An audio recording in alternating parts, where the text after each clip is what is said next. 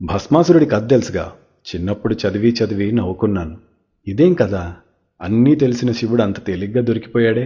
నెత్తిన చెయ్యడితే నిలువునా మసైపోవాలని అడిగితే నడ్డి మీద 4 తన్నక తీసుకుపోవరమన్నాడే. వాడు అటు తిరిగి ఇటు తిరిగి అయ్య వెంటే పడితే ఆయన 3 లోకాలు తిరిగి బావకంట పడ్డాడు. అప్పుడు గండం గట్టెక్కిచ్చిన హరి గట్టిగా తిట్టాడు. ఎందుకయ్యా పిచ్చి అడిగిందల్లా ఇచ్చి నా నిద్ర చెడగొడితి వెన్నినాళ్ళు.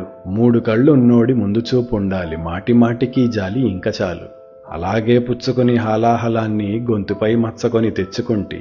నా చెల్లి సూత్రాలు బలముగా కలుగగా బతికుంటి వింకాను చాలు చాలు. ఎవరడిగినా వచ్చి కోరిన వరాలిస్తే అవతారమెత్తెత్తి విసుగు పుట్టే. కథ మొత్తమయ్యాక కొద్దిసేపటికి నవ్వుకుని ఇద్దరు చూస్తిరిటుకి. చూశారా అందరూ చూశారా, చూసి అదే తప్పు చేస్తారా?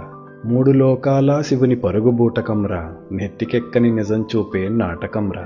ప్రేమిస్తే మోసమని, డబ్బుంటే మోసమని, స్నేహంలో మోసమని, వివాహంలో మోసమని, మనిషిలో నైజాన్ని కనిపెట్టకుంటే నడిరేత్రిలో కూడా ఎండేరా. ముక్కంటినై ఉండి పరుగు తప్పట్లేదు, నీకంటూ ఉన్న కళ్ళు రెండేరా. గొర్రెలంటే నమ్ము కసాయి వాడిని, బుర్రనిచ్చాగా కాస్త నీకింత.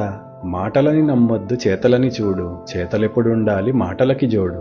అవసరము తీరాక వదిలేను బంధాలు, అవసరము కోసమే కొలిచేను దైవాలు. అవసరమొకటే నిజము, అవకాశమే జగము, ఇది ఏర నిజమైన హాలాహలము. అంగట్ల తెచ్చేసి అన్నీ పెట్టిచ్చిన ఆకలే అంటారు ప్రతిపూట.